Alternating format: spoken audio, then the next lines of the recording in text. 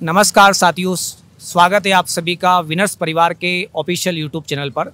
मैं राजेश दांगी आप सभी के मध्य में 15 सितंबर का जो फर्स्ट शिफ्ट का एनालिसिस है यहाँ पर लेकर के आ रहे हैं। तो अभी हम कुछ विद्यार्थियों से चर्चा करेंगे, जानेंगे कि आज का पेपर का स्तर किस प्रकार का रहा। आपका शुभ नाम? अंजलि शर्मा। अंजलि जी, क्या स्कोर है आपका? 76। तो आपने कितने दिन की आपकी तैयारी रही है? तैयारी तो काफ़ी टाइम की है, ये नहीं बोलूँगी 1-2 साल की है, पर विनर से ही है जो भी है। अच्छा, तो आप विनर्स परिवार के ही हमारे सदस्य हो और मैं विनर से ही दे रही हूँ और ये भी विनर से ही।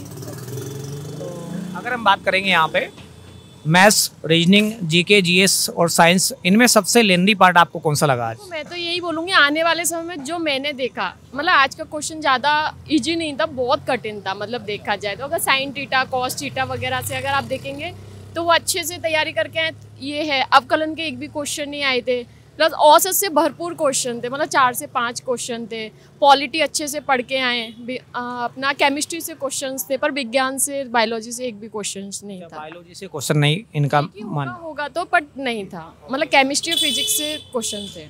संविधान के कितने क्वेश्चन थे? संविधान के क्वेश्चन एक ही था कि बीपी सिंह को किसने शपथ दिलाई थी, यही था बस।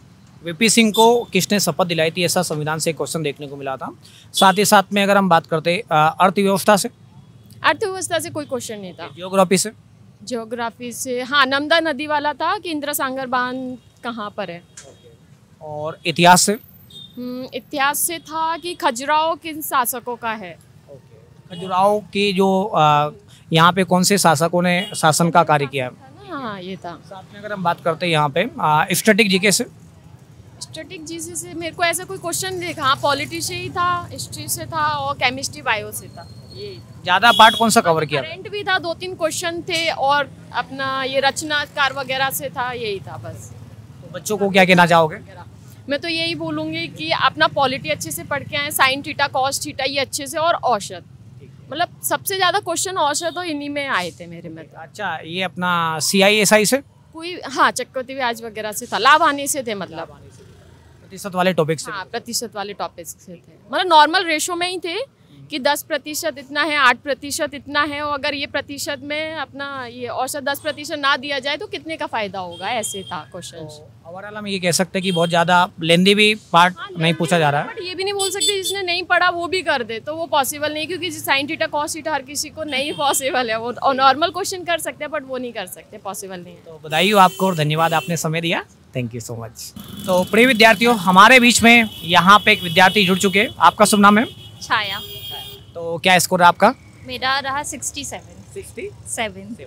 चलो, काफ़ी बढ़िया स्कोर है, तो बधाई हो आपको। अगर हम बात करेंगे यहाँ पे कि गणित का पार्ट कैसा पूछा जा रहा है? मैथ्स का बहुत इजी था, मतलब कोई भी कर सकता है। एवरेज का बस वो टोटलिंग दिया है और उसमें से डिवाइड करना है। अच्छा। और भारत, मतलब जीके भी बहुत इजी आया था। साइंस के केमिकल बेस्ड क्वेश्चंस थे। अच्छा। तो वो करना मुश्किल हो रहा था। Chemical reaction? हाँ, रिएक्शन। केमिस्ट्री में पूछी जा रही है? केमिस्ट्री फार्मूला बेस्ड पूछा जा रहा था। बायोलॉजी में कैसा आ रहा है? बायो नहीं पूछा। फिजिक्स भी नहीं पूछा। नहीं। और MPGK से? MPGK से 1-2 क्वेश्चन थे कि तात्या टोपे की मृत्यु कहाँ हुई थी, और वंदे मातरम किसने लिखा था, और झंडे का साइज़ क्या है, हमारे जो इंडियन फ्लैग है उसका साइज़ क्या है, वो रेशो में दिया था। तो बच्चों को क्या कहना चाहोगे कल जिनका पेपर इजी है, बस साइंस का केमिस्ट्री अच्छे से पढ़ के जाना है। Thank you so much. हमारे बीच में कुछ प्रतिभागी और जुड़े हुए हैं। शुभ नाम आपका? सोनम मीना। स्कोर क्या रहा सोनम? 74। काफ़ी बढ़िया स्कोर रहा, बधाई हो आपको। आपका शुभ नाम? रानू नाथ। रानू जी। क्या स्कोर रहा रानू जी? 76 सर। 76। आपने भी काफ़ी अच्छा स्कोर किया, आपको भी बधाई हो। आपका शुभ नाम? साधना अशाटी। साधना जी। तो साधना जी, आपका स्कोर क्या रहा? सर 60 है प्लस। हाँ। तो काफ़ी बढ़िया स्कोर आपने भी किया, आपको भी बधाई हो। आपका शुभ नाम? पूजा मीणा। पूजा जी, क्या स्कोर है आपका? सर 66। तो हम क्रम से जानेंगे यहाँ पे जो आपके मैथ्स वाला पार्ट है, रीडिंग वाला पार्ट है, जीके, जीएस और साइंस वाला पार्ट है, उसमें कैसे क्वेश्चन देखने को मिल रहे हैं। तो हम सबसे पहले बात करते हैं गणित के बारे में। तो गणित में कौन से टॉपिक को ज़्यादा कवर किया जा रहा है? सर एवरेज को कवर किया जा रहा है, लेकिन मैथ्स का मतलब जो लेवल था ना वो मतलब इजी था, टफ नहीं था, और क्वेश्चन बट कम थे उसके मैथ्स के। लगभग कितने क्वेश्चन थे? मैथ्स और रीजनिंग को अगर ऐड करें तो 30 से 35 क्वेश्चन ही होंगे। ज़्यादा पोर्शन है ना जीएस का था। अच्छा, जीएस वाला पार्ट ज़्यादा देखने को मिल रहा है, मैथ्स रीजनिंग 30-35 क्वेश्चन देखने को मिल रहे हैं। अगर अपन सिर्फ रीजनिंग की बात करते थे, रीजनिंग में कैसे क्वेश्चन थे? सर रीजनिंग में बेसिकली क्वेश्चन जो पूछे जाते हैं वही पूछे जाते हैं। जैसे कि एक कैलेंडर से पूछा गया था कि 21 जून को सोमवार है तो 15 जून को क्या वार था, तो उसमें मंगलवार आना था।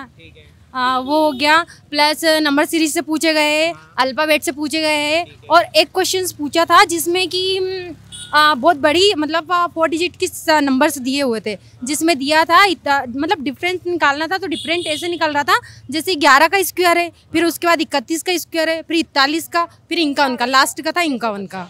ये ऐसा क्वेश्चन था। और साथ में अगर आप ब्लड रिलेशन की बात करते हैं, रक्त संबंध से क्वेश्चन? जी सर, 2 क्वेश्चन देखा गया है वहाँ पर, 2 क्वेश्चन बहुत और बहुत ईजी थे। जी सर। और अगर डाइस से बात करते हैं, डाइस वाले टॉपिक से? नहीं सर, एक क्वेश्चन पूछा था प्रायिकता से। उन्होंने बोला था कि यदि 200 बच्चे हैं और 40 बच्चे को यादृच्छिक रूप से चुना जाता है तो आपका आंसर क्या रहेगा। तो वो पॉइंट में था तो 0.2 आ रहा था, तो उसका आंसर ये था। पूरा याद है सर मुझे कि 200 बच्चे थे, उसमें 40 को हिंदी बोलना पसंद है, तो यादृच्छिक रूप से 40 की प्रायिकता क्या होगी, मतलब ऐसे इस टाइप से क्वेश्चन था। प्रायिकता के क्वेश्चन भी आप देखने को मिले। और सांख्यिकी से कुछ क्वेश्चन थे क्या? Static sir sine theta cos theta से एक क्वेश्चन था। ट्रिग्नोमेट्री से एक क्वेश्चन देखने को मिला था। क्षेत्रमिति से थे सर, गोला शंकु वाला था शायद। हाँ जैसे कि एक क्वेश्चन दिया हुआ था उसमें कि दो वृत्त दिए हुए, उसमें त्रिज्या दी हुई थी और एक की जो दूरी दी हुई थी, जिसमें उसमें 7, 24 और 25 का जो ट्रिपलेट लगता है ना, वो बस लगा हुआ था उसमें। 7, 24 और 25 का ही है।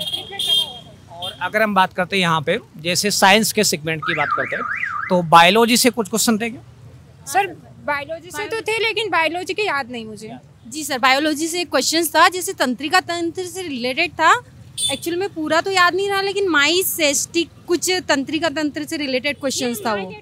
तंत्रिका तंतु मतलब किस में आएगा? जैसे स्वायत्त तंत्रिका तंत्र में आएगा, या न्यूरॉन्स में आएगा, या मस्तिष्क में, ऐसा कुछ? जी सर, से डीपली क्वेश्चन देखने को मिला था। और अगर हम बीमारियां, जो बायोलॉजी में बीमारियां हैं, क्या अभी तक तो कवर नहीं किया गया वहाँ से, क्या आज बीमारियों से क्वेश्चन था क्या? सर एक क्वेश्चन पूछा गया था वो बीमारियों से रिलेटेड, जैसे वो हाथी पाँव रोग था ना, उसको इंग्लिश में ट्रांसलेट कर दिया था। एलिफेंट फेरोसिस को क्या कहेंगे, तो फ्लोरोसिस ऐसा कुछ करके था उसमें ऑप्शन। और एक इनमें से कोई नहीं, बस ये क्वेश्चन देख लो। हाथी पाँव का क्वेश्चन पूछा गया। एक था जैसे अगर नींद घट रही है और उसमें थकावट बढ़ रही है तो कैसा संबंध होगा, इस टाइप का था। कमजोरी का संबंध होगा या फिर नकारात्मक या सकारात्मक संबंध होगा। और अगर हम बात करते हैं रसायन विज्ञान के बारे में, केमिस्ट्री के बारे में, तो केमिस्ट्री से अभी तक जैसे रिएक्शन वाले क्वेश्चन बच्चे बताते हैं, तो क्या आज भी रिएक्शन वाले? एक रिएक्शन थी जैसे 6,2H4 और Br ऐड करके ये कौन सी वो होगी, तो उसको ऐड कर दिया था, तो वो सहयोगात्मक थी, ऐसा कुछ था।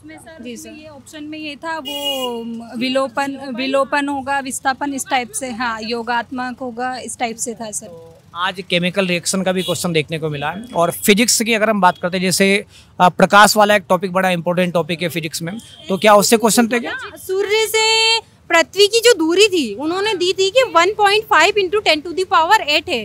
तो यदि ये सूर्य और पृथ्वी के बीच की दूरी है तो इसको पहुंचने में कितना समय लगेगा। मतलब उन्होंने कुछ अलग नहीं पूछा यही था कि कितना समय लगेगा, जो कि 8 सेकेंड था, तो उसमें 8.3 था। वो इजीली अपन कर सकते हैं बेसिक लेवल पर। समझ पर आधारित क्वेश्चन थे, कम से कम 6 से 8 क्वेश्चन थे सर।